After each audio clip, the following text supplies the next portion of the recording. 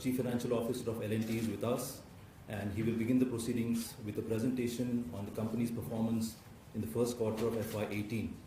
Subsequently, we'll also be joined by our CEO and Managing Director, Mr. S. N. Subramanian. Over to you, Mr. Shankar. So good afternoon to all of you. Thank you for being here this afternoon.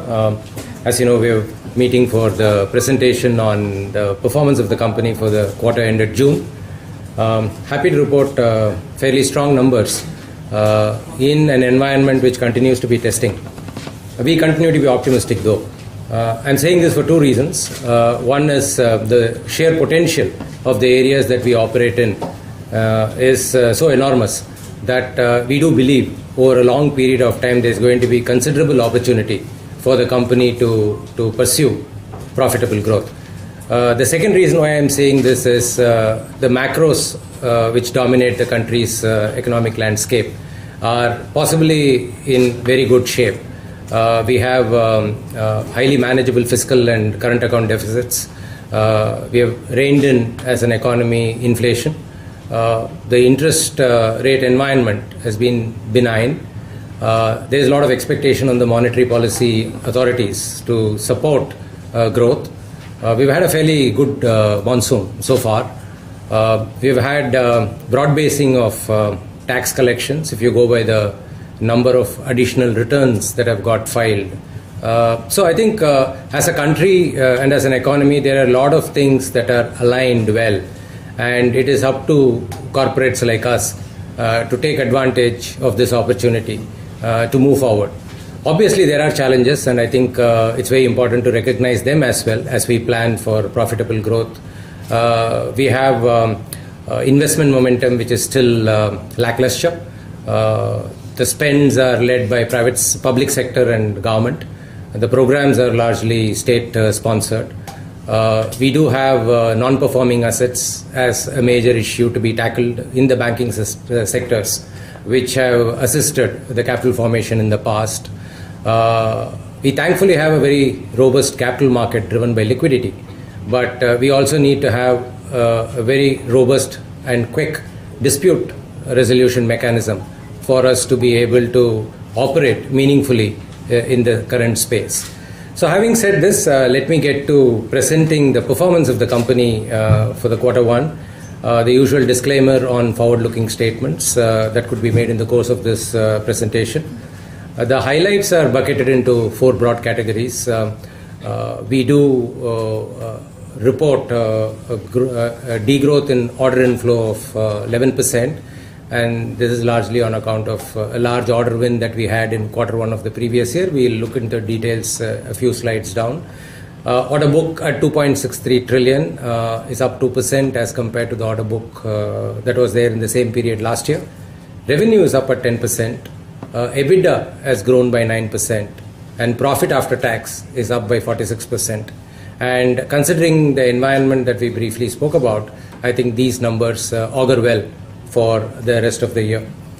Looking at the financial results, and in particular looking at the order inflow, which is a matter of great importance to the company and to the markets, we have won orders worth 264 billion rupees in the first quarter, which is actually 10% higher than what we thought we will end the quarter with.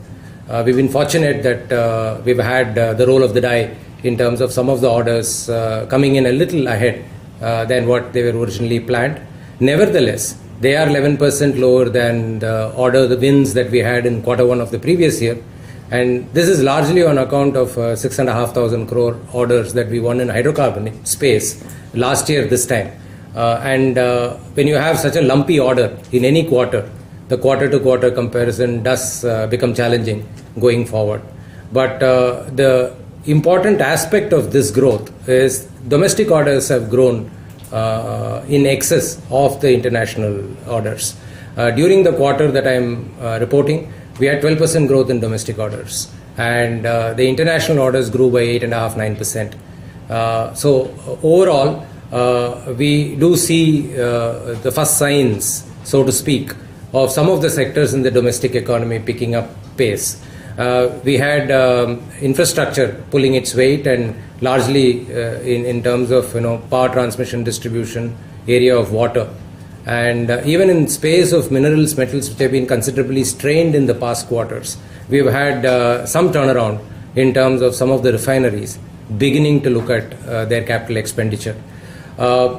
We also have an order book consequent to these order wins at 2,62,000 crore or 2.62 trillion rupees, and we do find that almost close to 2 lakh crore is on account of domestic orders and 684 billion on international orders.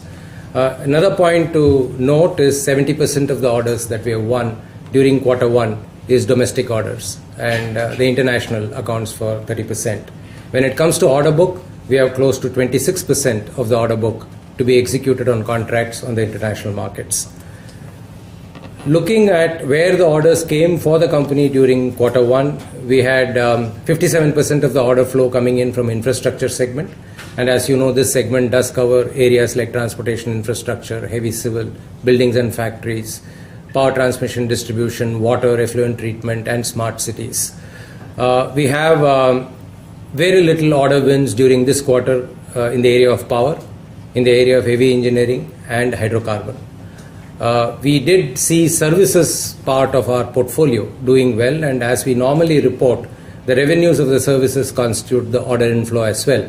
So we have 21% of the order inflow contributed by the services sectors, and the balance 10% is the residuary business that we have.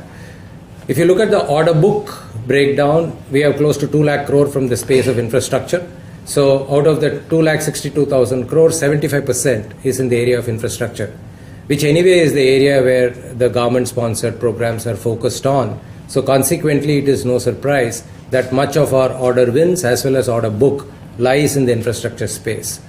Hydrocarbon has moved up to 230 billion rupees in terms of order book, followed by power and heavy engineering at 123 and 120 billion rupees.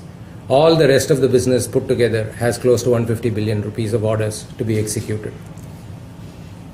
Looking at the financial performance of the company for the quarter, we are reporting revenues of 239 billion rupees, which is 9.7% growth over the 218 billion that we reported in Q1 of the previous year. The manufacturing and construction expenses are keeping pace with the progress that we are achieving on the jobs under execution, and hence the increase of 12.2% for the quarter ended June 18 has to be seen in the context of the progress that we are achieving on the jobs. Finance charges have moved up from 13.3 billion to 13.9 billion, and the staff costs have been contained at 35.3 billion as compared to 34.2 billion of the first quarter of the previous year. Much of the staff cost containment is on account of the productivity improvement focus and the resource reorganization that the company is engaged in to deal with this continued slowdown in the investment environment. Sales administration expenses is up 7.3% at 16.9 billion rupees. This is largely on account of the provisioning that we are making for credit in financial services business.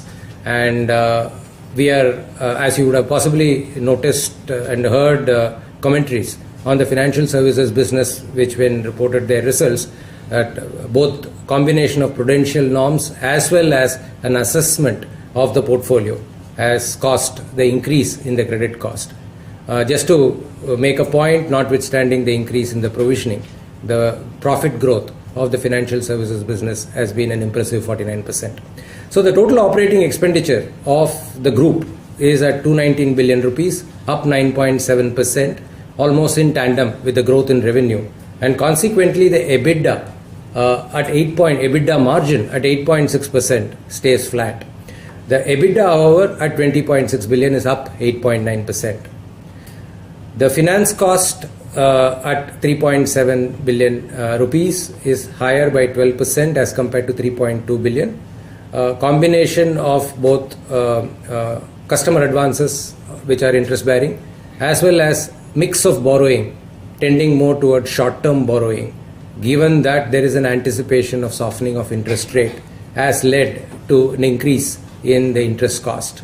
but the cost of funds still remains very competitive at a group consolidated level at 7.7%.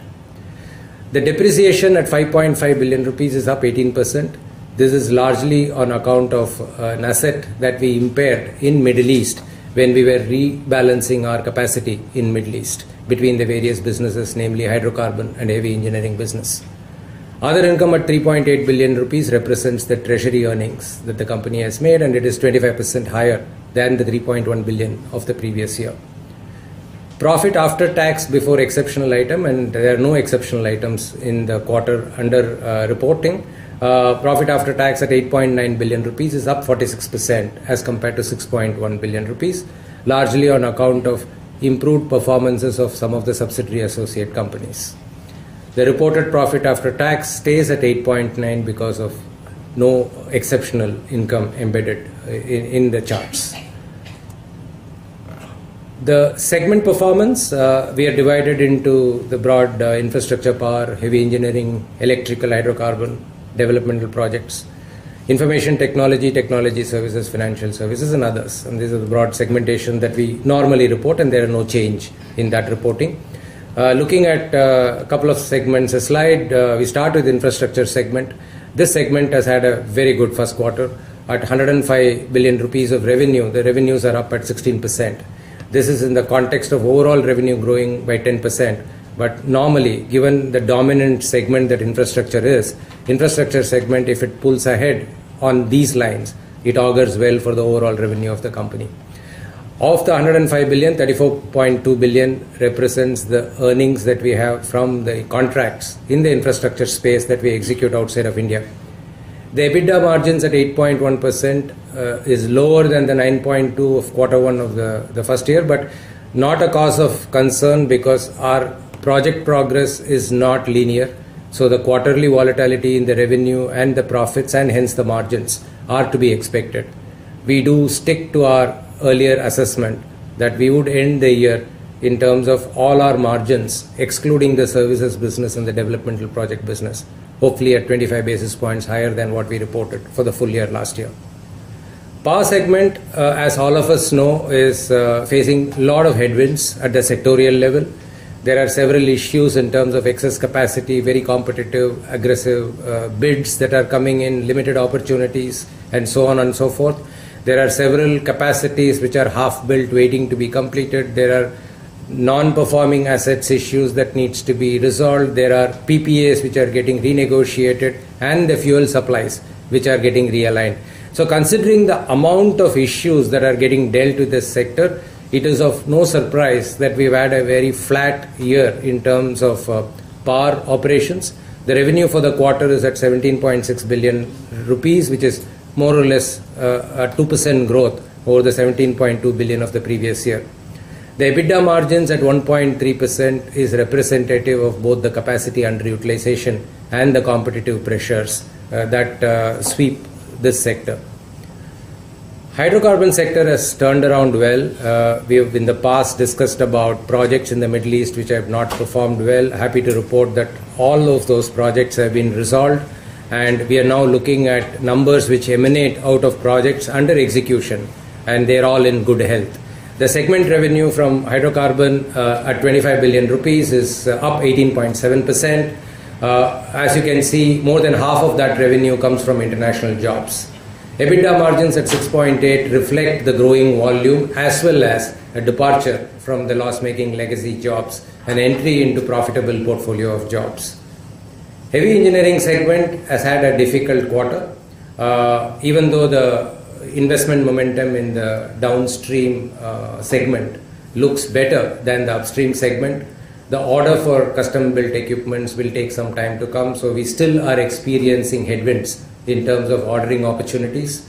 The revenue at 6.1 billion is down 7% as compared to the revenue of the corresponding quarter previous year. The margins are up at 15.9% and largely representing the state of completion of the jobs under execution. And like in the case of project business, there will be quarterly volatility even in the equipment business. Electrical automation has had a good turnaround in this quarter. We do not know whether thanks are due essentially to GST, but there has been a lot of movement in terms of inventory liquidation. So consequently, we find that at 11.3 billion rupees, the segmental revenue grew by 21% in this quarter. I must hasten to add that the July-September quarter, which is actually going to be the litmus test for the GST transition, we need to wait and watch as to how far the supply chain and the distribution network responds to the new GST environment and how far they are able to sustain the momentum on the volume growth. But we do believe if the country does recover to do better in the subsequent quarters, that GST readjustment could be a transitionary period and that we could get back to more serious end of growth when it comes to the subsequent quarters. We do hope in the interest of the industry that this realignment to the new taxation structure settles down early. The EBITDA margins are up at 10.3%, largely following the increase in volume and the revenue of the segment. Moving on to information technology and technology services, even though they are two listed companies, for the purpose of consolidated reporting and segmentation, we report them as one together between IT and TS. We do think the risk reward of the segment is very similar to support this joint reporting. The income grew by close to 8% at 25.4 billion rupees, and much of the income, as you all know, is outside of India. The EBITDA margins at 21.5% is in the stable zone. This does absorb the capacity built up costs that we are doing as we want to scale up the business to meaningful heights. Developmental project business largely represents the power development project that we run, the Katupalli port that we still own and in the process of divestment, and the Hyderabad Metro, which is under construction phase. It is good to clarify that the road portfolio in terms of IDPL will get consolidated at the profit level and not at the revenue level. So the segmental revenue at 8.3 billion is down 28% as compared to the 11.5 of the previous quarter, largely on account of certain disputed receivables that we have in the Nabha power plant. And in line with the prudential accounting, we have not recognized those revenues. And as and when these issues get resolved, and hopefully in our favor, these revenues would get recognized in the appropriate time quarters. The EBITDA margin consequently is down to -4.1 from the 9.7%. But we do believe that this is transitionary, and actually this segment will play out more and more dominantly as and when the Hyderabad Metro project gets commissioned. Financial services business has had a blockbuster quarter. Their revenue is up by 9.7% at 22.9 billion rupees. The disbursements have grown by 95% and the loan book has grown by 19%. Their provisioning towards non-performing assets have been very healthy, and the non-performing assets at about 3% is factored in the reported profit growth of 49% for the sector. The business portfolio continues to focus on return on equity as well as asset quality. The final segment is the other segment, which is an amalgam of minerals, metals, material handling business, the shipbuilding business, industrial products and machinery business, as well as realty business. The revenue at 16.1 billion rupees is just under 1% degrowth as compared to 16.2 billion of the first quarter of the previous year. And the margins at 2.2% largely is reflective of the under recoveries that we are still carrying in the shipbuilding business. We do hope, and sooner than later, if the government does decide to proceed with the awarding of the defense vessels for which the shipyard has been built, we should be able to turn around the performance of the shipyard, given that this will take 3 to 5 years of execution time for us to fully utilize the capacity that we have created. We do think it's a strategic capacity, very important for the country, and I think that's the reason why we are patiently waiting for the capacity to turn around and produce returns. So with this, I conclude my comments on the performance of the company, and we throw open... From ET now. For starters, if you could just elaborate on the reasons behind the degrowth in order inflow. Shankaraman was speaking about a particularly lumpy order in the hydrocarbon segment. Was that the only reason? or was there any other reason for the degrowth? That's A. And secondly, sir, could you also confirm whether you're going to maintain your order inflow guidance of FY18 at 12 to 14%? Yeah, as you know, when you're pursuing large orders in EPC space, it is lumpy. We did have in the last quarter of last year, the first quarter of last year, a major order on the EPC side, on the hydrocarbon engineering side. This is not possible every quarter. And this particular quarter we have done well from order inflow point of view, from our internal point of view. But there was no major order that we have missed out or we have not got so far. And therefore, compared to the Q1 of last year, the Q1 of this year appears as if it has not grown. But what we have done, I think, was reasonable in the space of infrastructure and hydrocarbon engineering. And that's what Shankar has presented. Having said that, as we see today, there are sufficient bids on hand and prospects visibility.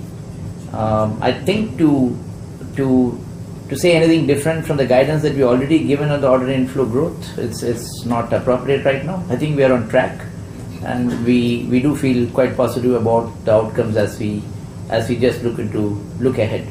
There could be differentiation between quarters, but overall from the end of the year point of view, we seem to look positive.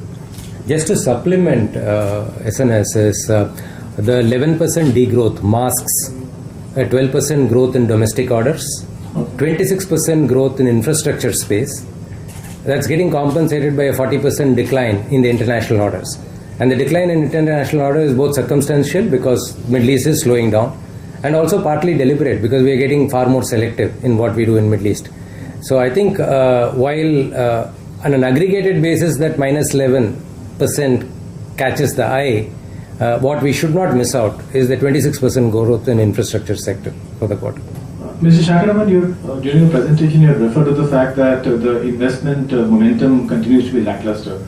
But at the same time you also highlighted the fact that you are observing a pickup in activity in certain sectors.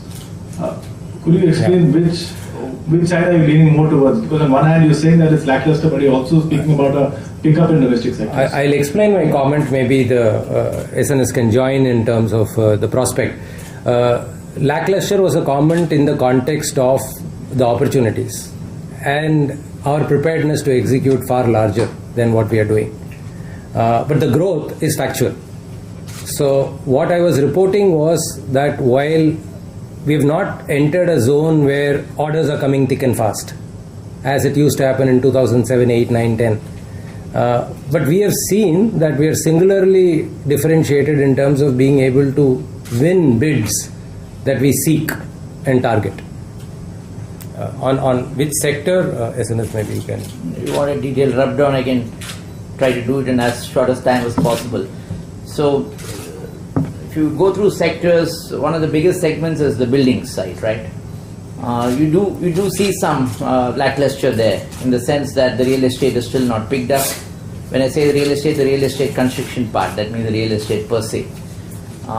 The sort of headwinds that the IT companies are facing, so you don't find them recruiting 20,000, 70,000 kind of people, so the kind of gated complexes that we do is not so often visible. But there is growth in public building space, in certain amount of hospitals, and some small activities you see in the factory side. So that's a little bit lackluster. On the transportation side, we have seen good possibilities. We are picking up orders internationally. The road sector in India is doing fairly well. We have some road jobs in United Arab Emirates. The railway sector continues to do well from our point of view. We can't disclose it right now, but we have seem to be fairly placed in a few orders, and we should come across it either in the next quarter or the next quarter, depending on how they go about issuing or going about the negotiations, etc. The heavy civil side, which does metros, ports, harbours, dams, etc., is also picking up orders. We've quoted for some very big jobs. We hope to have good results on it. So there seems to be a positive pickup on that. There also seems to be certain amount of aptitude towards the government to put up the coastal road, the Mumbai-Nagpur highway, so on and so forth. May not happen immediately, but by the end of the year we do see some movement on tendering and all that, and maybe even some pickup in orders. Power transmission distribution continues to do well. Internationally, bit slowed down in Middle East because we picked up lumpy orders in Karama, Qatar, etc. But Overall, Middle East, we're being a little careful also, but Africa seems to be moving for us. Far East seems to be moving for us, and India continues to grow the way it needs to grow from our point of view. Water, which is one of our fastest growing segments, has seen good orders. We continue to see very good prospects there. Across all states, especially the fact that a lot of irrigation schemes, the river interlinking schemes, the Namami Ganga projects, we seem to see some good prospects there. As we go by, we're picking orders. The smart world business, fragmented, but it seems to be a good substitute for good governance. So you see security solutions, communications. The BharatNet program has picked up speed. So we do hope to pick up some orders from the BharatNet program. These are fairly big orders. So that seems to be doing well. Hydrocarbon engineering seems to be doing well in spite of the oil prices, but orders are getting little delayed. They're not getting settled at the speed, as Shankar said, we wanted. But we are L1 in fair amount of jobs. There are tenders in hand. We are bidding for a few more big jobs. So something will come. I'm not able to predict the time right now, but I feel fairly positive. One sector which is having headwinds for us is the power sector. The boiler is doing well. We need EPC and turbine, and that is not moving the way we thought it should. Basically because coal-based power plants, there are plenty already in construction or EPC stage. There are few which are already done but not supplying powers. So there seems to be no hurry to put up more EPC power. So that is one of the problems there. Heavy engineering and others seems to be growing the way they need to grow. We don't see blockbuster growth there, but the way we have planned it is moving. So overall, the atmosphere is slightly more positive than what it was. So we feel okay, we feel good. Let me put it that way. Yeah. Thank you. Good afternoon, Rachita from Economic Times. Just wanted to understand, when you're talking about margins, I mean the pressures continue. So where are we exactly getting the confidence to end the year by improving margins on most of the businesses? If you can kind of give us a view on that. Because also in the market, the way we are seeing the bids that have opened recently, for example, the last power BTG equipment bid, even the PSUs are bidding very aggressively, and there seems to be a lot of price war going on. So one would assume that the price factor would continue to put pressure on the margins. So can you just give us a view on the margins and also the price competition that's happening? Rachita, the margins 9 out of 10 come from the backlog that you have. We have about 2,65,000 crores of backlog as of now. So that is what will be pushed towards revenue recognition and margin thereon. So that continues to be reasonably robust, and look ahead seems to be okay from our point of view. We had some negative segments which have, if not negative today, have turned neutral or making money. So from that point of view, we are moving out of that bad period that we are in. Now, power is a sector which we know and we are budgeted and we are thought through like that there's not going to be much of momentum in that area. So the thought process continues unless something totally different happens, which we don't think immediately likely, but maybe in a year or two when power is still required.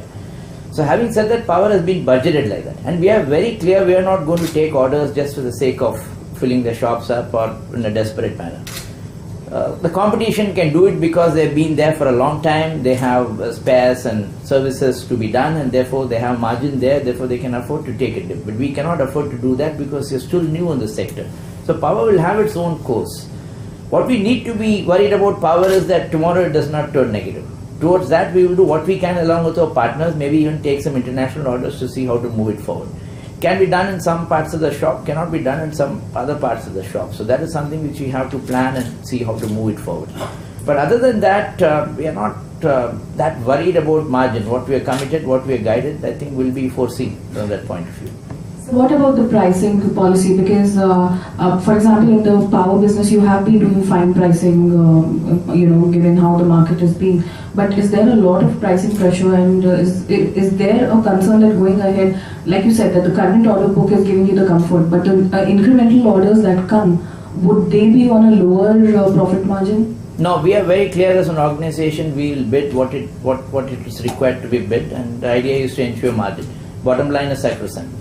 The top line has to be there, growth has to be there, but I think there are enough opportunities that one needs to look at from that point of view, not to sacrifice the margin point of view. I don't think we are under such pressure to do anything like that. So, thank you. Toubro from Bloomberg going. So are you all, coming back to the guidance part, are you also keeping the revenue guidance at unchanged at 12%? Good question. So far, so good. Last quarter you also spoke about project delays that were happening. Does that continue? And also, if you could give us an idea about the GST impact, especially on the supply chain side. You said that this quarter is what we have to look out for, but till now, if you could tell us how it has gone. Actually, so far as GST is concerned, it's still work in progress. Because many are trying to get readjusted to the way the taxation structure is evolving. So it's too early to predict. All that I was cautioning was that in context of electrical business, we did find a lot of inventory evacuation, which gave a fillip to the growth in terms of top line. And just to make sure that we don't begin to expect 21% growth quarter on quarter, I did mention that we'll have to wait and watch as to how the GST plays out, because as you know, we sell through a network of distributors and retailers, and how many of them are constituting the informal sector, how many are constituting the formal sector, we cannot guess. So it's more a word of caution. As a company as a whole, when we have studied the GST implication, the implication to us is positive to neutral. It is not damaging. In some cases it is positive, and some because of the input tax credit, and some cases it's neutral. So I think we are not worse off in the revised regime. We hope that the infrastructure to absorb the GST entire returns and the loading of by the supply chain, etc., uploading of supply chain, etc., works well. So GST is at the moment, we'll wait and watch as to how it goes. What was the other question? See, project delays and part of projects. I think we've become a mature organization to start anticipating delays, because you must recognize most of the work that we do in public space. And when you do in public space, we have to take into account wider cross-section of stakeholders. And in today's free opinionated world, just a couple of PILs is good enough to disrupt. And I think when judiciary gets into play, the first reaction would be to halt, to stay further work and then look into the matter.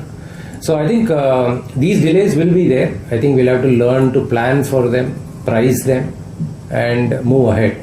But the environment, as Mr. Subramanian was mentioning, I think is a little better as compared to what we found this time last year. Gentlemen, your 16% growth in revenue in the infra segment, do you think that's sustainable? And also on the overall basis, this 30% to 70% of international to domestic orders, do you think it will remain roughly around that for the next few quarters as well? See, please do not measure us quarterly in terms of revenue margins or profits, because our revenue recognition is a function of the project progress we make. If you typically take a project where there's a large supply item coming in that particular quarter, you will find the revenue spiking. All that we are mentioning now is that the growth guidance that we gave of 12 to 14% does presuppose that the infrastructure segment does well and does better than those numbers, so that it offsets the slowdown that we will see in sectors like power. So we do believe, in the context of the given year, subject to quarterly volatility, these are manageable guidances. And any big orders expected in defense? For example, the Scorpion submarines as part of the strategic partnership, should that come in this fiscal year as well? It's a good question to ask me or to the Defense Ministry, I don't know, but since you asked me, I'll try to reply. See, it's a conundrum for us, right? You require defense, you have a hostile neighborhood, and but it takes a lot of time there. I have to be frank about it. We have on the shipping side, on the defense vessel side, defense surface ship sides, we have 4 bids inside. The landing platform docks, the diving support vessels, the survey vessels, and one more. As much as we know, technical evaluations are over for a few of these, and the next thing which in common logic they should do is open the price and call the party who's L1 for negotiation to close it. So we are hoping they would do that. And if they do that, and if we are good in some of those bids, I think we have a fairly good chance to book a fairly big order. There is competition, of course, one has to wait and see, but I think let's hope for the best there. The submarine program, as you know, the latest announcement shows that the government first wants to choose a technology partner. So they have called for an international bid towards that. So we got to see who are the international companies who respond towards it. And once they have done that, I think they would see how to marry the technology partner to the chosen local partner to take forward this program. So that is some time away. It's not going to happen very soon. I think it's a year and a half away. But we are quite fairly optimistic on the surface ships program. And during the year before Q3, I think we should see some very positive developments there. So we are quite a bit hanging on to that. Yeah. Mr. Ram? Yep. Yeah. Vidya Sridhar from Korea. Yeah. Couple of questions. One is, one just update on the Hyderabad project. You said that your development project performance should get better if your Hyderabad Metro project execution happens on time. Just wanted some update on that. Are you seeing cost escalations on that front? And the second one is, Andhra government had invited bid for the Vijayawada Metro project, right? So just want to know if that is still on, because we heard that the project got scrapped. So if you could just give an update on that. Okay, I'll first talk on Vijayawada Metro. That's an easier question to deal with. The Andhra government for the capital city of Amravati, Vijayawada, had called for the bid. So we were L1 in one fairly decent package, and the other competitor was L1 in another package. But having said that, I think the prices that came in were much higher than what they had budgeted. And the consultants, DMRC, had said that with these prices one cannot take the same forward, and have requested the government to recalibrate, rescope and recall for the bid. Or maybe the consultant has to improve his budgeting to get the budget prices up, so that he can make a recommendation. In government departments, unfortunately or fortunately, I would call it more unfortunately, you have a system by which the authorities involved in pushing forward these projects, and I'm not sure that they have the right set of knowledge for it, because organizations like us spend multitudes of hours and years to develop knowledge. They develop a budget, and sometimes it is done by extrapolating PWD rates or set rates that they have, and they have consultants who sort of acknowledge this to take it forward without understanding ground realities of right-of-ways and delays, etc., that normally come through in infrastructure projects. And if the prices come 10% beyond their budgeted prices, at times they have problems in recommending these to take it forward, and that is what has happened in as far as Vijayawada Amravati Metro is concerned. But I do hope that looking at the situation there and Amravati coming in as a capital, government will very soon, within the next 2 or 3 months, come back with a recalibrated budget and scope to take this forward. That is on Andhra Metro. On Hyderabad Metro, as you know, we have now, on the present scope available, completed nearly 80% of our scope. But the point here is that in some of the lines that we have completed 80% of the overall scope that is available to us, there are some stretches which are still not gone through for various reasons, like there's a temple there, or there's a railway section there, or there's some property to be moved out, etc. These are small stretches, 1 kilometer, maybe 100 meters, whatever it is. Unless you complete it, the train cannot move.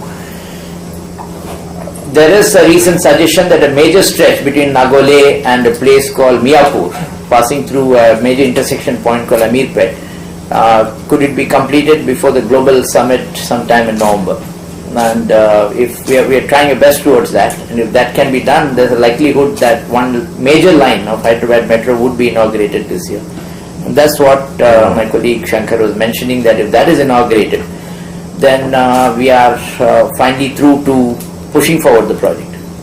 The project is, as all of you know, 2 years delay. And one with a 2-year delay cannot keep the costs at the same point that it was, and therefore there is a cost increase there. We have taken up the matter with both the state government as well as the central government. They have been extremely supportive to see how to take this forward. It's not an easy case where, like a regular contract where you put in a claim and matter could be decided. This is a public-private partnership which has got its own fundamentals. So one has to work through it to see how to get this equilibrium which is affecting us to be sorted out. So we are on the job, and I'm very positive that over a period of time we will be able to sort it out. So Amrita from Business Standard, you mentioned that the environment overall seems to be improving. That's, I guess, for the first time in the last several quarters that you've said something like that. Between the last quarter and this quarter, what has driven this confidence that you see things improving? Is it the private sector coming back to investment, or is it the public sector investing? No, I've always maintained that I'm cautiously optimistic. Sir, So now I drop the word cautious and say I'm reasonably optimistic. So I think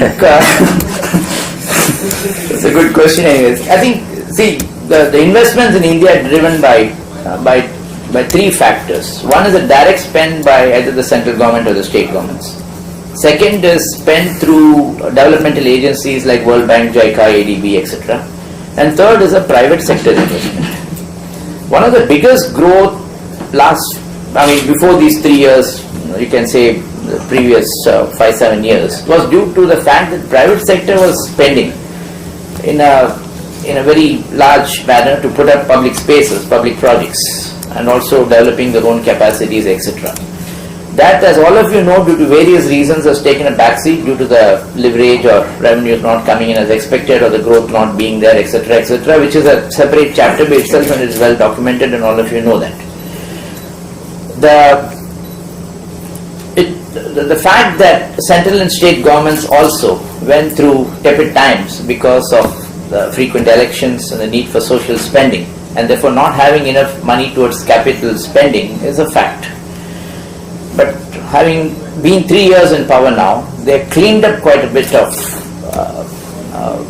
requirements that were there on the social side. And I think the government realizes that before the next election, there has to be a serious capital spend and allocation of money towards developmental expenditure in the true sense of the word, and thereby show to the public at large and the population at large that they have done serious efforts towards putting up or capturing new public-private partnerships or new projects into place to move forward the things. We see that happening today. So some of the projects that they've been talking about, like Namami Ganga, the Sagarmala scheme, the EPC road projects, the border roads development, the port development, the dedicated freight corridor movement, the coastal road, the Trans-Harbour link, and such projects have started moving. The northeastern development, etc., have started moving. So you're seeing tenders in this space, you're seeing EPC players like us winning projects in this space, and that is why the positivity comes in, because once a big project starts, they have to continuously keep on giving out EPC because you've got to complete it. So you see that happening today. Maybe it took 2 years to do the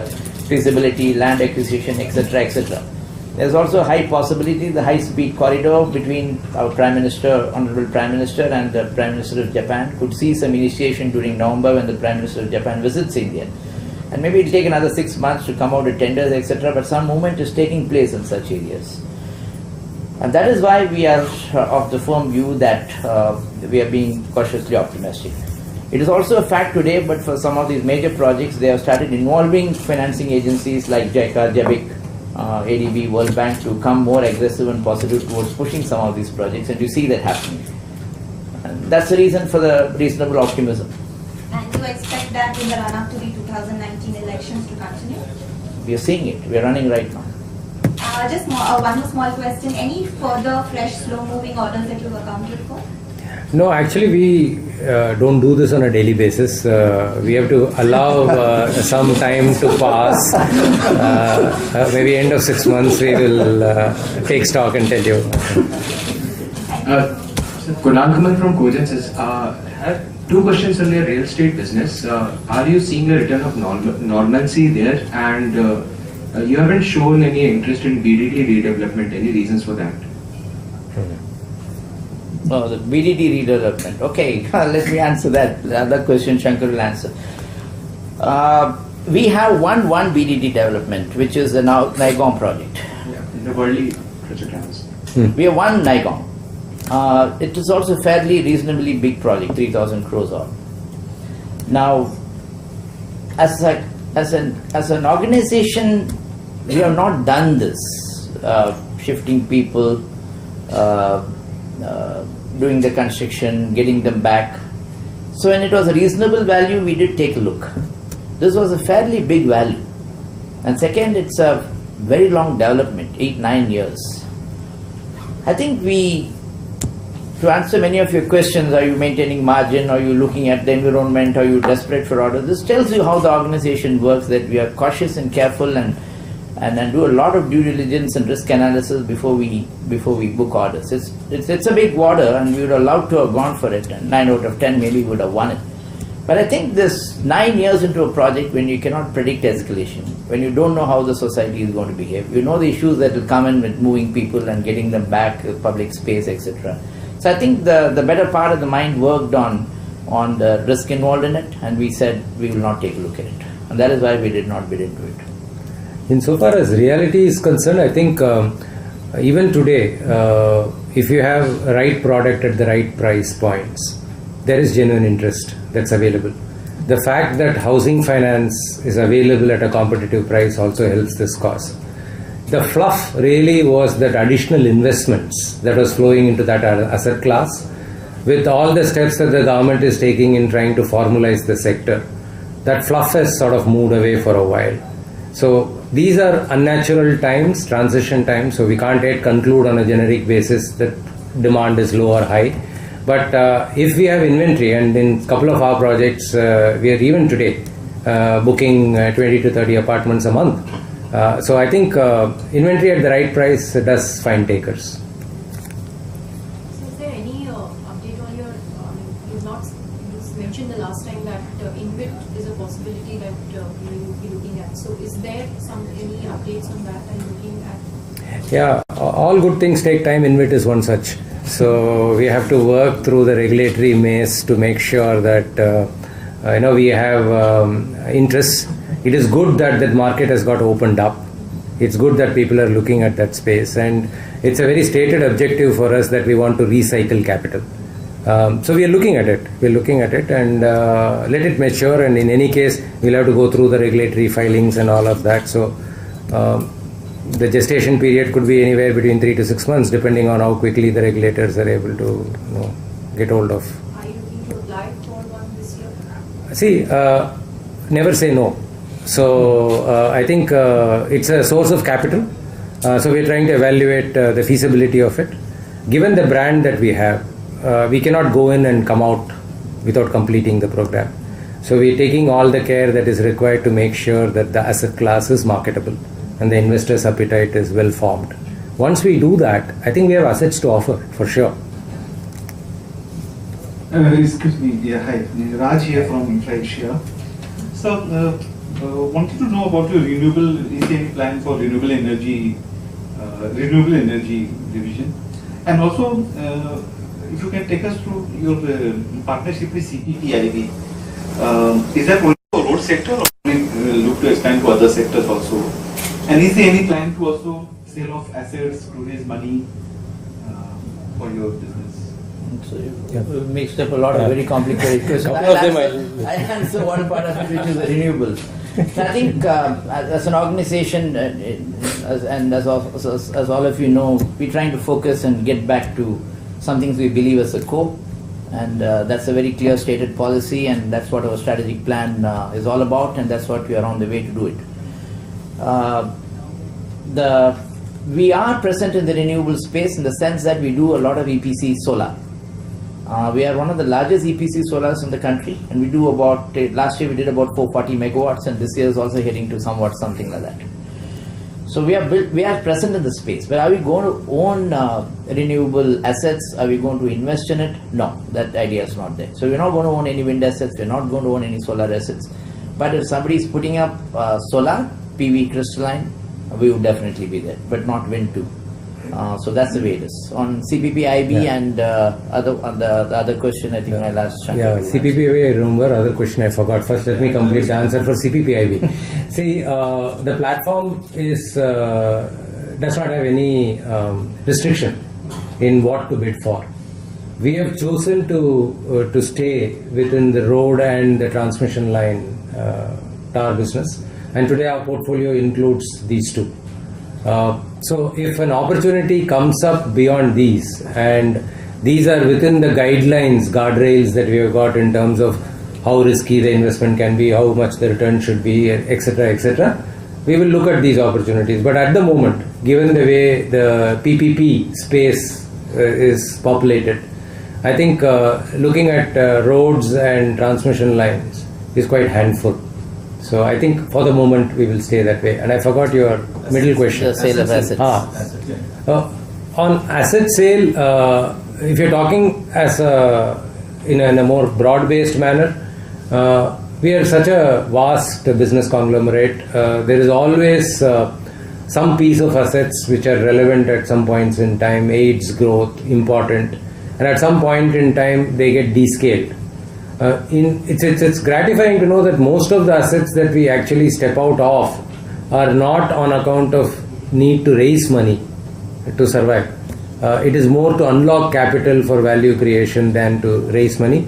Today we find in the environment there are several business houses which need to generate cash by selling assets to be able to bail out. Fortunately for us, we have been very prudent financially speaking. So we never are over leveraged to the point we'll have to sell asset to pay liabilities. But it's a healthy practice to keep reviewing the returns in the investment with the various business portfolio. And minute it comes to a point where we are better off in terms of overall return risk matrix, then I think we look at that. And so it's going to be a continuing engagement for the management given the wide portfolio of businesses that we run. Also, are we in talks with some other pension funds, global like CPPIB, other funds, or global investors for some partnership for projects? And also, will you look to buy stressed assets from other companies if they are available at a good price?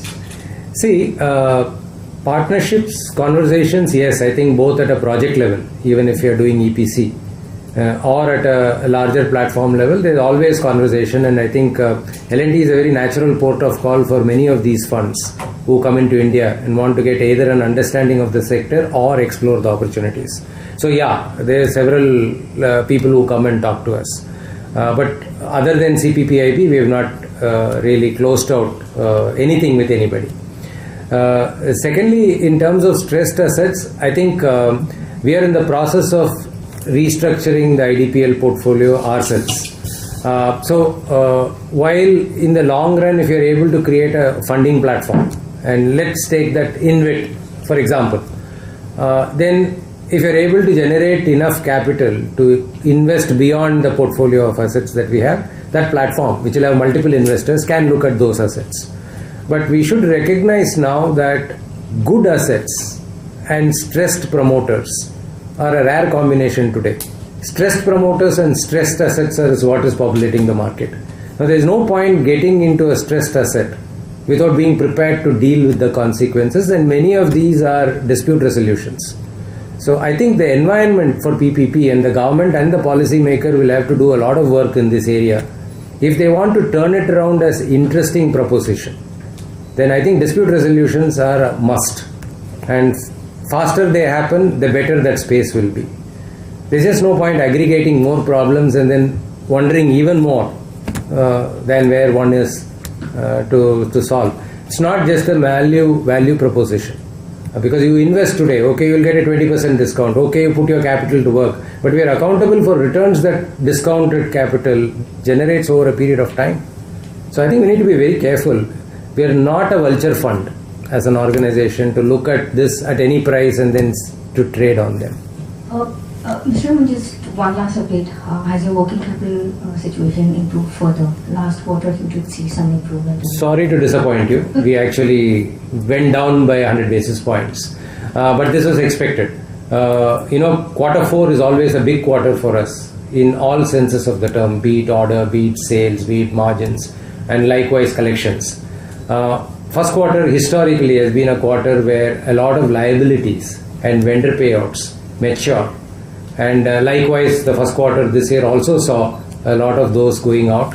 But credit to the businesses which have been managing that they have contained the working capital decline by about 100 basis points. If you remember, we reported close to 19% at business level. That's around 20% now. So I think we are on good wicket there, and we hope to stay disciplined insofar as working capital is concerned. Sir, Sini here from Business Line. I have a question on your fundraising plans to the end of the year. Fundraising? Yeah. Well, I think we are adequately funded. I do not think there is any major investment program that we are pursuing. The focus of the current management is to sweat the assets that we have invested into better. So capacity utilization and return on invested capital is more of a focus than creating further assets and hence seeking more capital. So what's the update on Qatar? After the sanctions, there was some slowdown. I don't think there was any slowdown in particular. So it's a major decision taken by the countries surrounding Qatar to,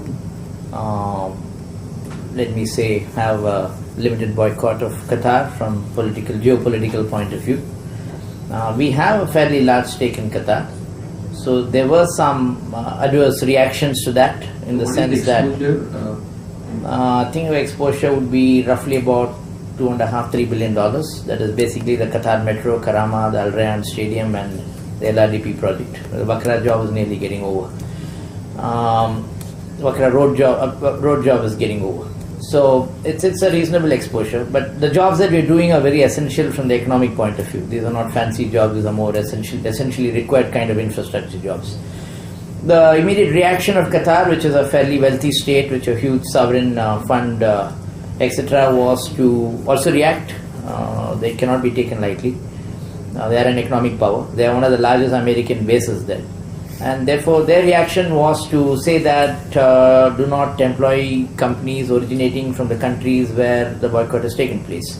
It was predominantly UAE which got affected. But as you know, UAE runs on capitalism. Their entire business, this is a business oriented situation there. It's a hub for many commercial activities. So UAE did get stressed, but I think these countries had put about 10 points on Qatar. 6 of this are sort of seeing the light of the day. Few of this, there will be some arguments. I think better sense will prevail and things will get evened out. Our sense in this has been that there has been some pressure from clients to move out of some of the prominent business from UAE, which is okay with us. So we've done that. We brought other contractors into place. So there are some economic results of this which we'll take up with the clients, and they've been positive to tell us that once you put it on us, we will also respond back in a proper manner. So we don't foresee any major adverse impact because of this, but it is worrying, the geopolitical situation when things happen like this. We are not in a position to what you call guide or manage the environment. So one has to be cautious, careful. So but for that, I think projects are going well. I think one last question, if at all. Yes. Sir, you were saying that all the macro indicators are looking good right now, inflation numbers, then other things, and also. So, do you think that the interest cost will come down going forward if the reduction happens? See, there are two parts to it. Interest reduction, whether it is 25 basis points, 50 basis points, 75 basis points, is more a sentiment issue. Today, the investment decisions are guided by the broader return, demand, supply, return principles and the risks associated with it. The investments in industrial space would depend on the global supply-demand equation, India's capacity utilization, etc., etc. When it comes to the developmental space, then the government is egged by the program for development and the funding sources, so long as they happen to be out of the commercial banking system. It helps to have a lower cost of capital. To that extent, it helps. But given the developmental program agenda, I think we have to look more at broad multilateral, 20 years, 25 years credit lines at very, very concessional rates if we'll have to get the investment momentum back. The small and medium sector, which benefits from the cash credit limits and the small time borrowings, they will benefit a lot. And for large projects to be executed, it is very important that the health of the small and medium is also preserved.